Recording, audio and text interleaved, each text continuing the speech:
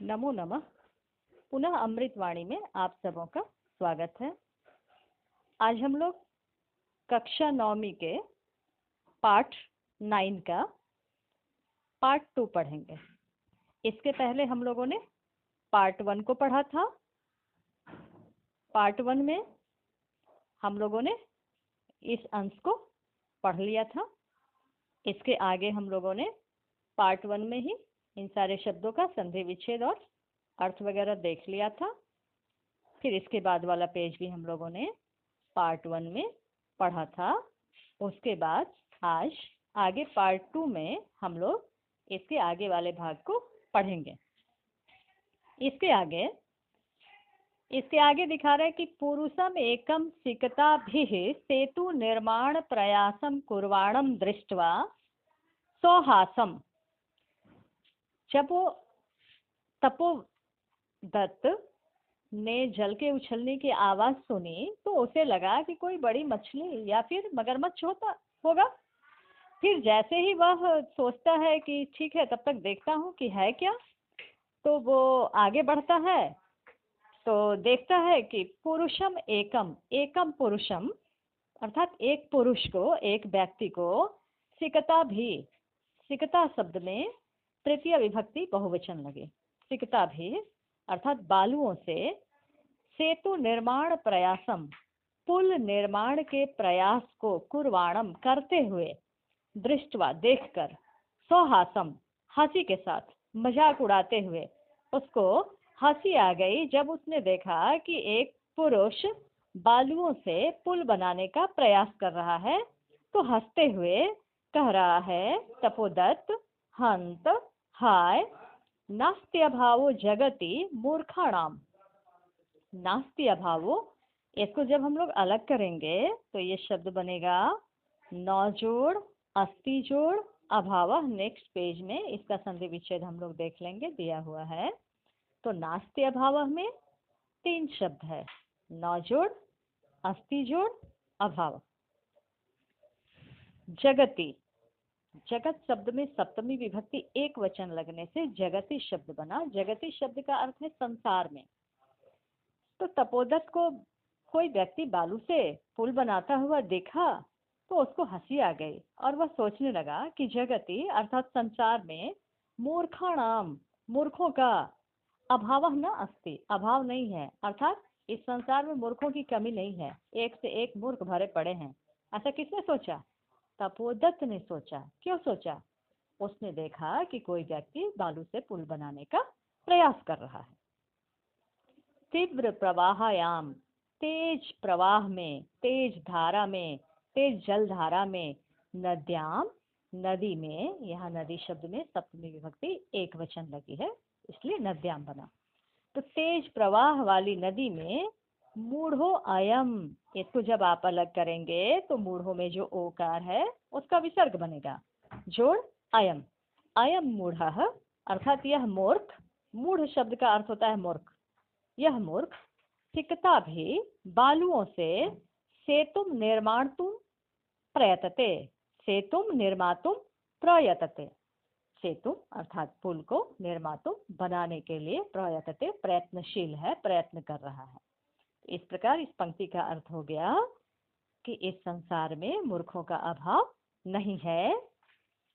यह मूर्ख तेज जल प्रवाह वाली नदी में बालुओं से पुल बनाने का प्रयास कर रहा है। बहुत आश्चर्य के साथ तपोदत्त ने ये कहा। इसके बाद है साट्टहासम, सौ जोड़ अट्टहासम शब्द है। अट्टहास कहते हैं ठहाका को, जब कोई जोर जोर से हंसे तो उसको अट्टहास करना कहते हैं। तो साट्टहासम अर्थात अट्टहास के साथ, ठहाके के साथ, पार्श्वम उपेत्य, पार्श्वम शब्द का अर्थ होता है समीप और उपेत्य का अर्थ होता है गत्वा, समीपम गत्वा। तो ठहाका लगाते हुए उस पुरुष के समीप जाकर, किस पुरुष के समीप जाकर? जो पुरुष नदी की तेज जलधारा में बालुओं से पुल बनाने का प्रयास कर रहा था। जाकर क्या कहता है यह तपोदत्त उसको?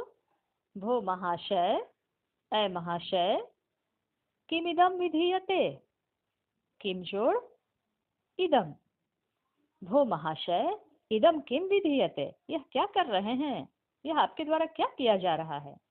फिर आगे कहा उसने अलम अलम, इसमें अल के बाद जो म है कंप्लीट म, वो म हलंत के साथ अल के साथ जुड़कर अलम बनेगा, फिर उसमें से म में से अ निकलेगा तो दूसरा अलम बनेगा।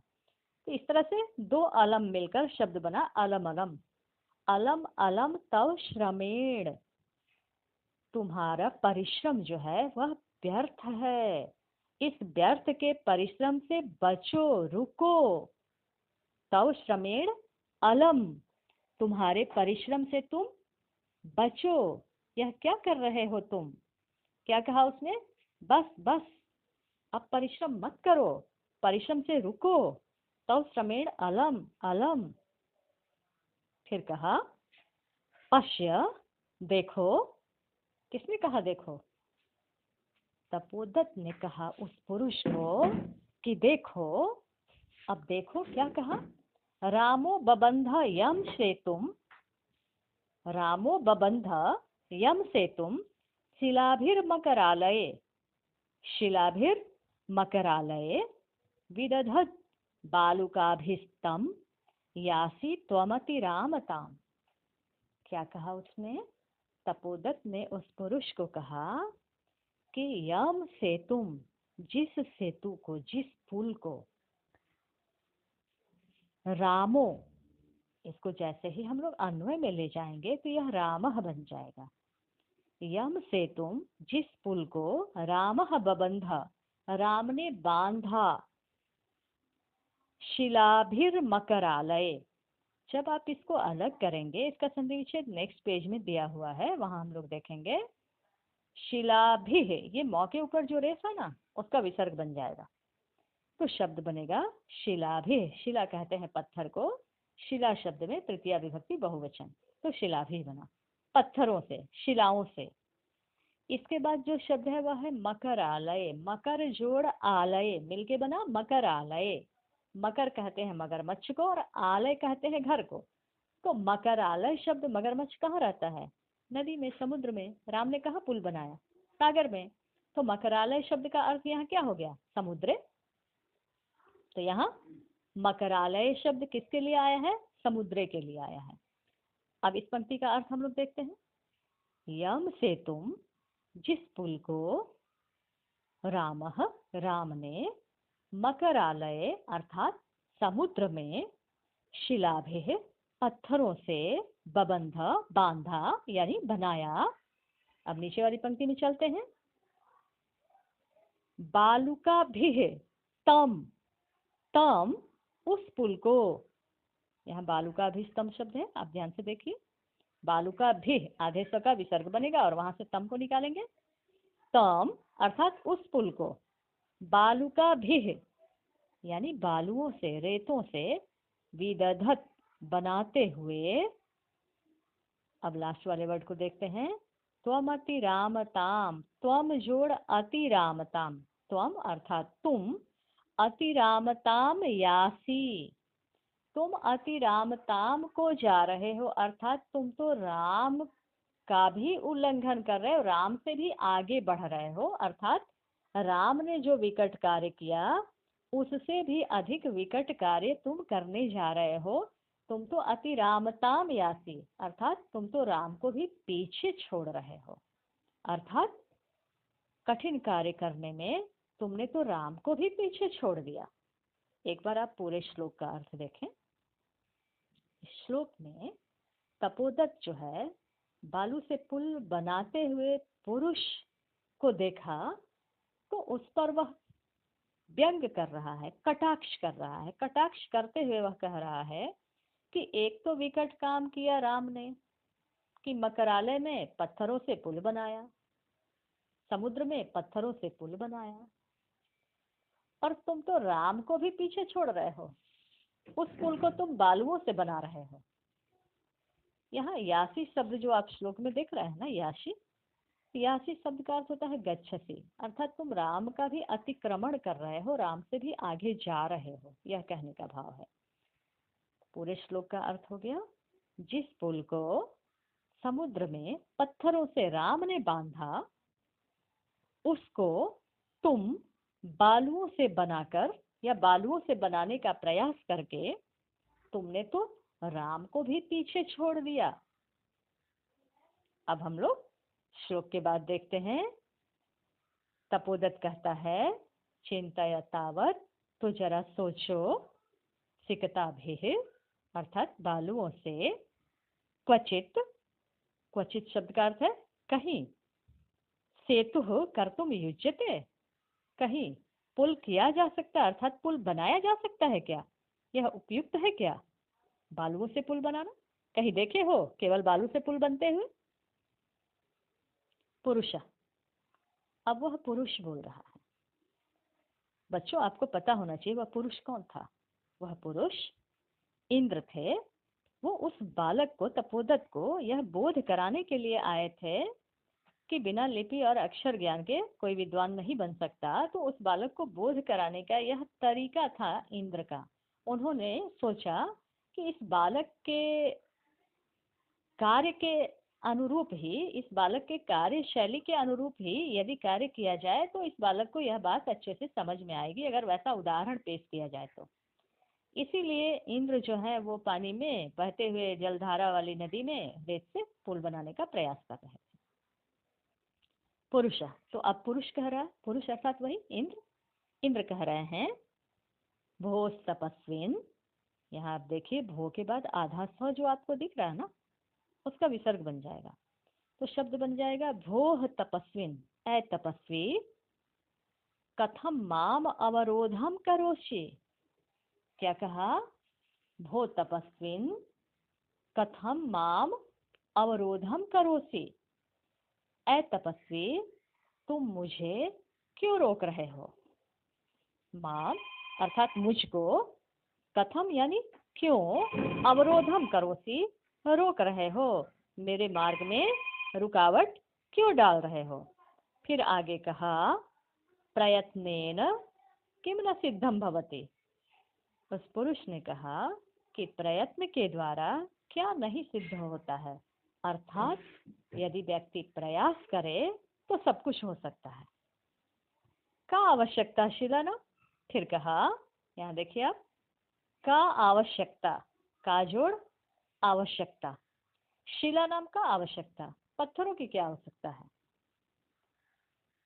इसके बाद शब्द है सिकता भी रेव। सिकता भी के बाद जो आपको र में एकार दिख रहा है ना, उसमें से आधे र का विसर्ग बनेगा और ए हट के एव बन जाएगा। तो शब्द बन जाएगा सिकता भी जोड़ एव। सिकता भी एव अर्थात बालुओं से ही सेतुम करिष्यामि, पुल बनाऊंगा। स्वदृढ़ संकल्पतया, अपनी दृढ़ संकल्प से, अपनी दृढ़ इच्छा शक्ति से मैं बालुओं से ही पुल बनाऊंगा। तो इंद्र जो है यहाँ तपोदत्त को यह बताने का प्रयास कर रहे हैं कि यदि मनुष्य की दृढ़ इच्छा शक्ति हो तो मनुष्य कुछ भी कर सकता है। तो इंद्र ने बताया कि क्यों बालुओं से पुल क्यों नहीं बनेगा, पत्थरों की क्या आवश्यकता, मैं दृढ़ इच्छा शक्ति, मजबूत इच्छा शक्ति से बालुओं से ही पुल बना के दिखाऊंगा। अब तपोदत्त आश्चर्य, आश्चर्य के साथ कि सिकता भी से तुम करिष्यसि, क्या बालुओं से ही पुल बनाओगे? फिर आगे कहा, सिकता जल प्रवाहे स्थास्यन्ति किम, बालू जल की धारा में, जल के प्रवाह में, जल के वेग में, जल के बहाव में, स्थास्यन्ति किम रुकेंगे क्या? भवता चिंतितम न वा। फिर कहा भवता अर्थात आपके द्वारा, यहाँ भवत शब्द में तृतीया विभक्ति लगी तो शब्द बना भवता। भवता चिंतितम न वा, आपके द्वारा यह बात सोची गई है या नहीं, अर्थात आपने इस बात को सोची भी है कि नहीं कि जल के प्रवाह में बालू रुकेंगे क्या? तो तपोदत्त ने क्या कहा, आश्चर्य से कहा कि क्या बालुओं से पुल बनाओगे? बालू जल के प्रवाह में रुकेंगे क्या, ठहरेंगे क्या? आपने ऐसा कभी सोचा कि बालू जल के प्रवाह में रुकेंगे कि नहीं? फिर देखिए आगे इस पेज में हमने जो डिफिकल्ट वर्ड है उसका संधि विच्छेद आपके लिए रखा है। एक शब्द है, यह अगले पेज में आएगा, सोत्प्रासम, इसको जब आप अलग करेंगे तो सजोड़ उत्प्रासम बनेगा। फिर है सोपान मार्गई रट्टम अधिरोढ़ुम, ये शब्द भी आपको नेक्स्ट पेज में मिलने वाला है। सोपान मार्गई रट्टम अधिरोढ़ुम में दो शब्द है, सोपान मार्गई है जोड़, अट्टम अधिरोढ़ुम। यहाँ जब आप अट्टम अधिरोढ़ुम को अलग करेंगे तो अट्टम म हलंत होगा, उसमें से अ निकलेगा, अधिरोढ़ुम शब्द बनेगा। फिर एक शब्द है, यह नेक्स्ट पेज में मिलने वाला है सारा शब्द, इसको हम लोग अच्छे से देख ले पहले। शब्द है आंजनेयमप्यतिक्रामसि, आंजनेयम महलंत जोड़ अपि जोड़ अतिक्रामसि, आंजनेयम जोड़ अपि जोड़ अतिक्रामसि। फिर है लिप्यक्षर ज्ञानम, लिप्यक्षर ज्ञानम, लिपि जोड़ अक्षर ज्ञानम, मिलके बना लिप्यक्षर ज्ञानम। फिर एक शब्द है स्युस्ते, इसको जब आप अलग करेंगे तो सिंह जोड़ ते बनेगा। फिर है सेतुरेश, यहाँ देखिए सेतु जोड़ एश शब्द बनेगा। इसके बाद हम लोग नेक्स्ट पेज में चलते हैं। नेक्स्ट पेज में जितने सारे शब्द आपको पिछले पेज में संधि विच्छेद के रूप में दिखाया गया वो सारे शब्द यहाँ मिलेंगे, आप उसको ध्यान से देखेंगे। और मैं बता दूं कि यहाँ पार्ट 1 और पार्ट 2 दोनों का PDF लिंक आपका जो वीडियो है उसके डिस्क्रिप्शन में आपको मिल जाएगा, कहीं इधर उधर आपको भटकने की आवश्यकता नहीं होगी। और यदि यह वीडियो आपको पसंद आए तो आप इसको लाइक शेयर और सब्सक्राइब करेंगे। तो हम लोग आगे देखते हैं फिर क्या हुआ। पुरुष अर्थात पुरुष वेशधारी इंद्र, इंद्र कह रहे हैं। सोत्प्रासम, सोत्प्रासम का अर्थ है बड़ी सोच विचार कर, बड़े ही उत्सुकता पूर्वक। कहा चिंतितम, चिंतितम, सोच लिया है, सोच लिया है। सम्यक चिंतितम, अच्छे से सोच लिया है। नाहम न जोड़ अहम, अहम अर्थात मैं। यहाँ लग रहा मुझे एक पंक्ति आपकी छूट रही है, इसमें एक पंक्ति छूट रही है, उसका अर्थ मैं आपको ऐसे बता रही हूँ। इसमें है कि पुरुष, पुरुष ने कहा कि भोत तपस्विन, ए तपस्वी। हम लोग बैक पेज में चलते हैं, शायद हो सकता है वहां छूट गया हो। अच्छा, ये थोड़ा सा चेंज है, इस वजह से ऐसा लगा दोनों बुक में। तो आगे उसने, पुरुष ने कहा सोत्प्रासम, बड़ी उत्सुकता से, बड़ी सोच विचार कर। चिंतितम, चिंतितम, सोच लिया है, सोच लिया है। सम्यक चिंतितम, अच्छे से सोच लिया है। अहम मैं, सोपान सहायतया, सोपान कहते हैं सीढ़ी को। अहम सोपान सहायतया, मैं सीढ़ी की सहायता से अट्टम अधिरोढ़ुम, यहाँ एक शब्द आएगा अट्टम अधिरोढ़ुम न विश्वसिमि, मैं सीढ़ी की सहायता से, अट्टम कहते हैं अट्टालिका को, महल को, छत को, उस पर चढ़ने में विश्वास नहीं करता हूँ।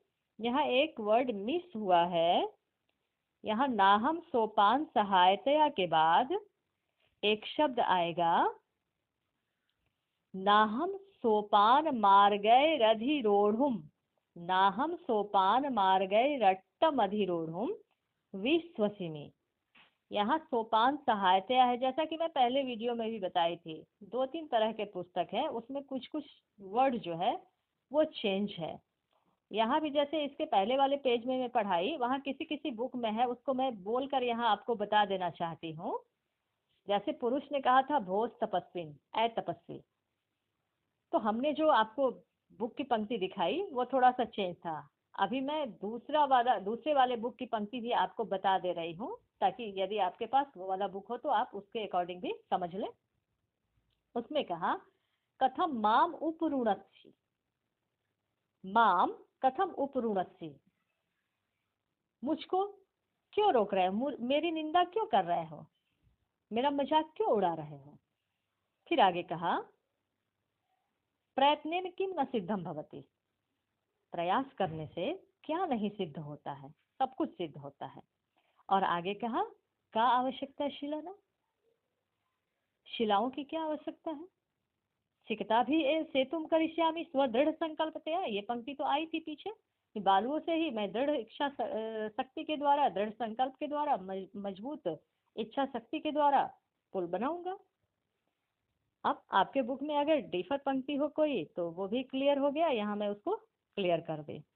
तो एक वर्ड जैसा कि हमने बताया यहाँ मिस है, या बुक में ऐसा ही होगा, ना हम सोपान मार्गय रट्टम अधिरोढ़ वर्ड है, यहाँ दिया है सोपान सहायतया, दोनों का भाव एक ही है। मैं सोपान की सहायता से यानी सीढ़ी की सहायता से, अधिरूढ़ अर्थात चढ़ने में यानी ऊपर चढ़ने में। अब नाहम से हम लोग नौ को लेंगे, नौ विश्वासिनी, विश्वास नहीं करता हूँ। फिर आगे उसने क्या कहा, आगे उसने कहा समुत्प्लुत्यैव, शब्द को आप ध्यान से देखेंगे, समुत्प्लुत्यैव, समुत्प्लुत्य जोड़ एव, समुत्प्लुत्य का अर्थ होता है उछलना, छलांग लगाना, और एव का अर्थ होता है ही। तो उसने कहा समुत्प्लुत्य एव गंतुम क्षमः अस्मि, क्षमः जोड़ अस्मि, क्षमः शब्द का अर्थ होता है सक्षम। उसने कहा कि मैं उछल कर जाने में ही, समुत्प्लुत्य गंतुम एव क्षमः अस्मि, मैं उछल कर ही ऊपर जाने में सक्षम हूँ। पुरुष ने तपोदत्त को बताया कि मैं सीढ़ियों से चढ़कर अट्टालिका पर जाने में भरोसा नहीं करता, मैं तो उछल कर ही अटारी पर चढ़ने में भरोसा करता हूँ, मैं उसमें सक्षम हूँ, मैं उछल कर चढ़ सकता हूँ। अब तपोदत्त सव्यंग्यम, अब तपोदत्त पुनः व्यंग्य करते हुए, कटाक्ष करते हुए क्या कहा, कहा साधु साधु, क्या कहा साधु साधु, वाह वाह, शाबाश शाबाश, अच्छा अच्छा, बढ़िया। कहा आंजनेयम अपि अतिक्रामसि, क्या कहा, देखिए वर्ड आंजनेयम, महलन उसमें से अ निकालेंगे, अपि जोड़ अतिक्रामसि, उसने कहा कि तुम तो आंजनेयम, अंजना के पुत्र को आंजनेय कहते हैं। तो अंजना के पुत्र कौन है, सारे बच्चों को अच्छे से पता होगा, हनुमान, हनुमान की माता का नाम अंजना, तो आंजनेयम अर्थात हनुमान। तो तुम तो आंजनेयम अपि, हनुमान को भी अतिक्रमसी, पीछे छोड़ दिए, यानी तुम तो हनुमान का भी अतिक्रमण किया। ऐसा क्यों कहा उसने, तपोदत्त ने, क्योंकि आप लोगों को पता है कि रामायण में ऐसा वर्णित है कि हनुमान समुद्र को लांघ कर लंका पहुंच गए थे, समुद्र को पार करके लंका पहुंच गए थे एक ही छलांग में। तो इसलिए तपोदत्त ने कटाक्ष करते हुए उस पुरुष को कहा कि तुम तो आंजनेय को भी पीछे छोड़ रहे हो, तुम तो हनुमान को भी पीछे छोड़ दिए। पुरुष अपुरुष सविमर्शम, सोच विचार कर, बहुत अच्छे से सोच विचार कर कहता है, को अत्र संदेह, कह जोड़ अत्र, कहा अत्र कह संदेह, यहाँ कौन सा संदेह है, यहाँ संदेह की क्या बात, क्या कहा उसने, और क्या, किंच, किम जोड़ छ, छ मतलब और, किम मतलब क्या, और क्या, अत्र संदेह का, यहाँ संदेह की क्या बात है, यहाँ डाउट करने की क्या बात है। अब आगे कहा, एक श्लोक बोला, इस बार उस पुरुष ने तपोदत्त को सीधे सीधे लक्ष्य करते हुए बोला, कहा, विना लिप्यक्षर ज्ञानम, विना लिप्यक्षर ज्ञानम तपोभिरेव केवलम। क्या कहा? विना लिप्यक्षर ज्ञानम तपोभिरेव केवलम यदि विद्या वशे स्युस्ते, यदि विद्या वशे स्युस्ते सेतुरेश तथा मम। उस पुरुष ने कहा, केवलम तपोभि एव, पहले केवलम को लेंगे हम लोग, फिर तपोभि को लेंगे और उसके बाद एव। केवलम तपोभि एव, केवल तपस्या के द्वारा ही, विना अर्थात बिना, लिपि जोड़ अक्षर ज्ञानम, मिलके बना लिप्य अक्षर ज्ञानम, बिना लिपि और अक्षर के ज्ञान के, यदि, नीचे वाली पंक्ति में है, एक शब्द है यहाँ स्युस्ते, उसमें से ते को लेंगे, ते यहाँ तव के बदले आया है, तव मतलब तुम्हारा, तुम्हारे, तुम्हारे। तो कहा कि केवलम तपोभि एव, केवल तप के द्वारा ही, बिना लिप्य अक्षर ज्ञानम, बिना लिपि और अक्षर ज्ञान के, ते वशे, तुम्हारे वश में, यदि विद्या स्युः, यदि विद्या हो जाती है, फिर एक शब्द है तथा, ठीक वैसे ही, सेतुरेश, सेतुरेश, इसको जब अलग करेंगे तो एषः सेतुः, तो ठीक वैसे ही यह पुल मम, मेरे वश में। यानी उस पुरुष ने इस श्लोक के माध्यम से तपोदत्त को बताया कि बिना लिपि और अक्षर ज्ञान के यदि विद्या तुम्हारे वश में हो जाती है, तो ठीक वैसे ही यह बालू का पुल मेरे वश में, अर्थात मैं भी बालुओं से पुल बना लूंगा। इसमें कौन सा संदेह? जैसे तुम मेरे ऊपर मजाक कर रहे हो, मेरा उपहास कर रहे हो जल प्रवाह में पुल बनाने पर, वो भी बालुओं से, तो ठीक वैसे ही तुम्हारा यह तपस्या के द्वारा विद्या प्राप्त करना भी तो बालू के द्वारा पुल बनाने के जैसा है।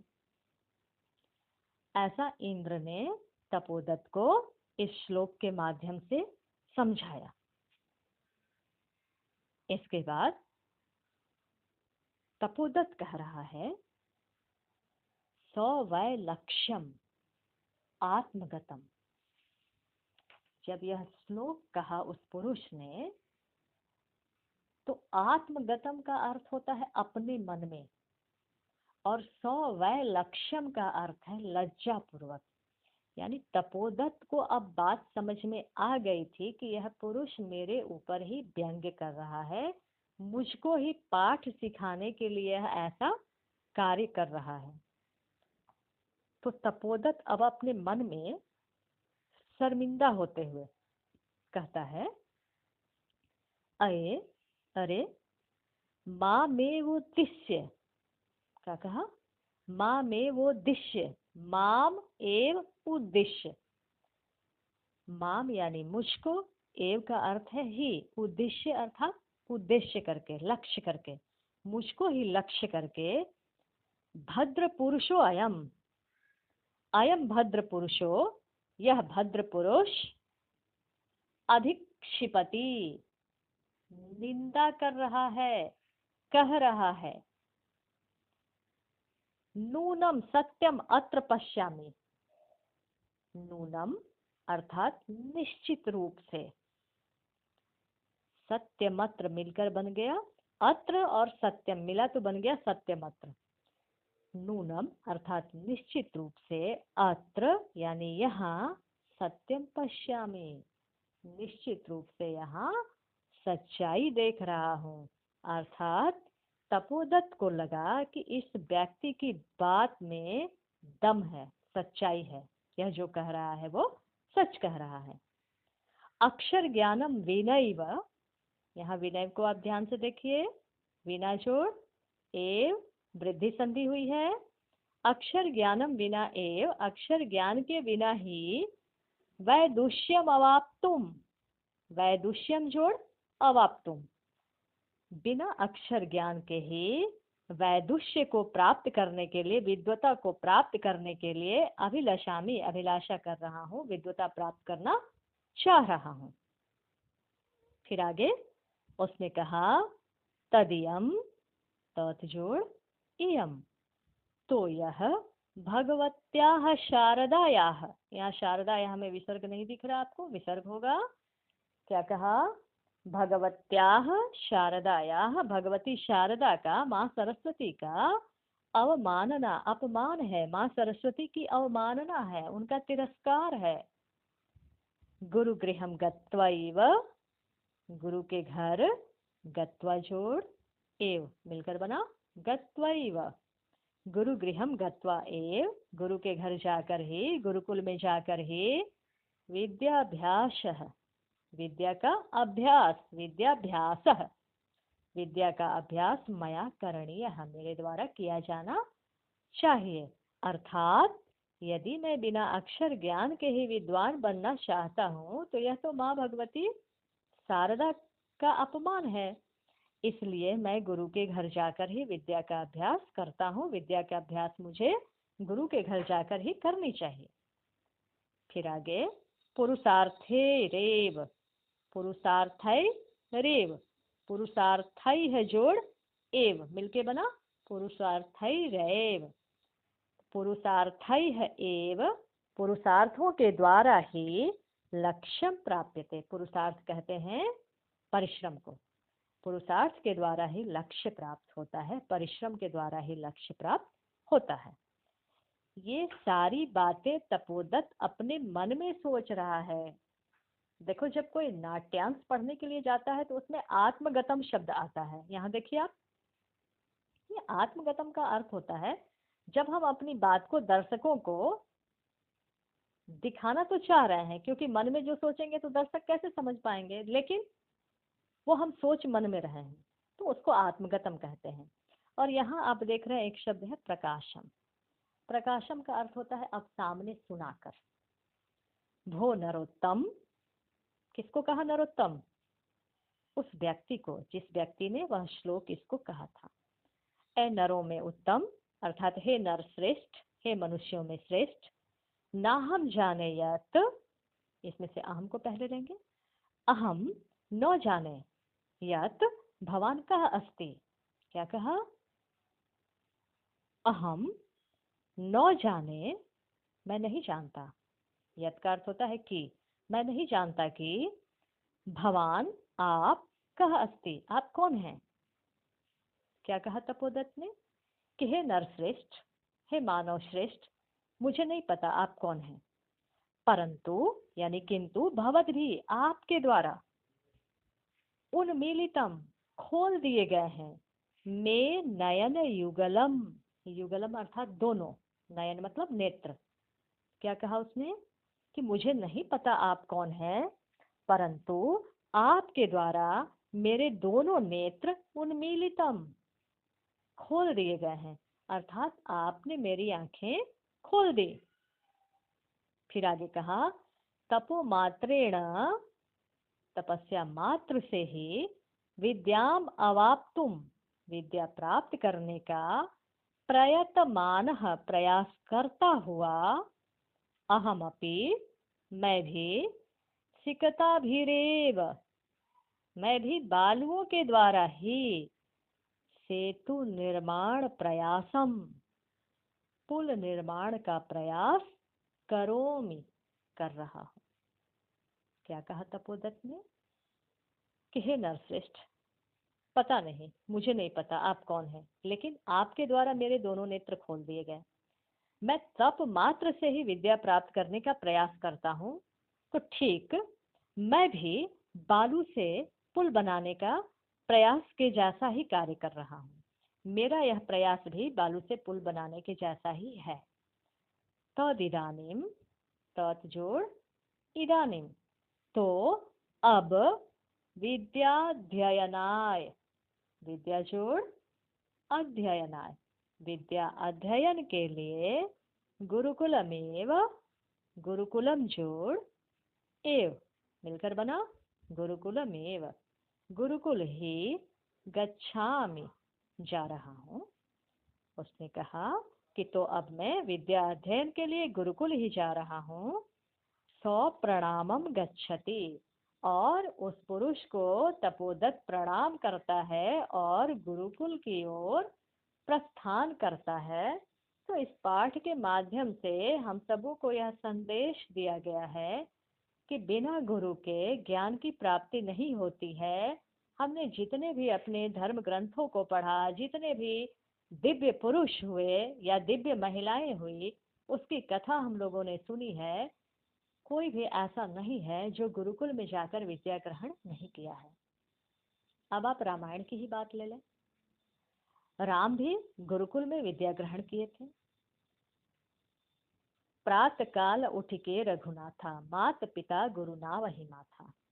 सुबह सुबह राम उठकर माता पिता और गुरु को भी नमस्कार करते थे।